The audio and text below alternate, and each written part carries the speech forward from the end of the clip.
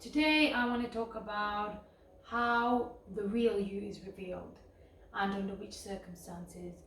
We tend to think that when we're happy, when we're in a state of joy, and when things are going good, that represents the real you. And that represents how you would act all the time and in all circumstances. But the truth is that that doesn't reveal your full character. That doesn't reveal you completely. It is in the moments of difficulty, it is in the moments of calamity that the real you is revealed. And it was my own personal experiences and that led me to understand this, which is that when I wasn't in difficulty or when I wasn't in that problem, I was doing really well. But the moment that this problem presented itself to me, I wasn't able to manage my emotions. I'd lost my discipline, and a lot of things were happening, and I was trying to find purpose in that problem and purpose in that calamity that I was facing. And I came to realize that actually, when things are going good, I'm actually very good. I'm disciplined, my faith is strong. But the moment that calamity hits me, everything kind of destabilizes. And so I came to realize that actually, if I am trying to find some positive in this moment, it's not positive, it's more like trying to understand why these things are happening, trying to understand what is the purpose of this. And the only purpose that I could come up with is that I'm being tested for my consistency during good times and bad times. And it also revealed to me where my triggers are, it revealed to me where my dark side can hide. And I don't want to go into my problems at all, but what I came to realize is that my real side is revealed during calamity. The real self is revealed under pressure, under stress, under intensity. And it's like you're being squeezed and the real you is coming out. And that is why it's like, if you're not, you might not be violent when things are going good. But the minute that you feel pressure, the minute that you feel intense emotions, you might become aggressive.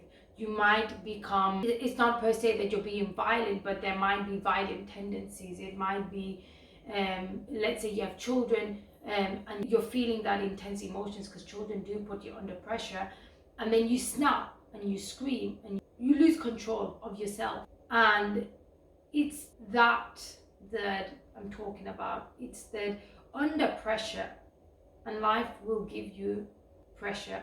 Life will put you under immense distress. Who are you at that moment? And how do you respond and how do you behave? And what character is exposed during those moments? And we should really consider that part of ourselves and include that within who we are. It's not enough to say, okay, well, I'm a very disciplined person. I'm able to control myself. I'm able to do all of these things. I'm able to express gratitude when things are going good.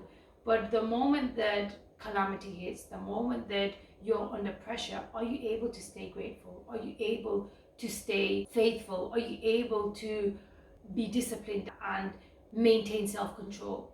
Or does everything go out the window? And if it does, then it's just a level of awareness we need to have. It's that awareness that we need to have of ourselves, that actually when things are going good, I can be great. But the moment that things are not going great, I'm not responding in the ways that I would like to respond.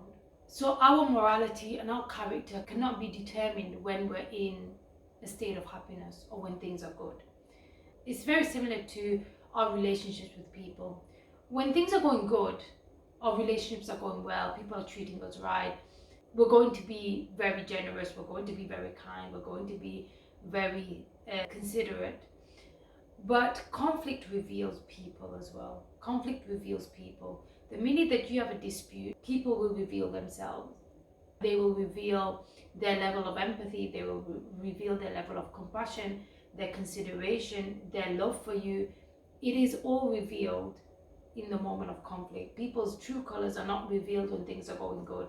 It's when they think that you've hurt them. How will they respond to you when they think that you've hurt them? It could be that you haven't hurt them, but how do they respond when they think that you have hurt them? Are they able to communicate that? Do they get aggressive? Do they become hostile? Do they cut you off? Or even the other person, how does that other person receive conflict? When you feel hurt and you want to communicate that to the person, how do they respond? Do they get defensive? Do they blame you? Do they gaslight you? All of these reveal the other person, and they reveal you as well. You're being revealed in every moment and in every state, and that's why we need to experience moments of joy, followed by moments of grief, followed by moments of loss, followed by moments of excitement. We need to experience the whole range of emotions, and that's why we're constantly fluctuating in life. We go from joy to sadness to happiness to grief.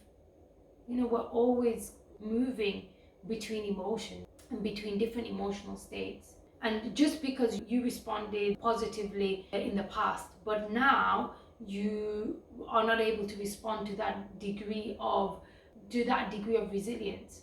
So our resilience changes, our ability to manage and regulate our emotions change, our ability to be disciplined and have self-control changes. So in the past you might have had shown resilience, but that can all fluctuate. Our confidence fluctuates. In the past you might have been extremely confident, and now through your experiences there might have been a loss of confidence. So nothing is ever the same. So even though we might have been resilient in the past, it doesn't mean that we're resilient now. It might be that we have resilience in a certain area because we've built that through experience, but in another area we're not as resilient. And so this is why life tests us, this is why God tests us, to see who we are, to see what is underneath the surface.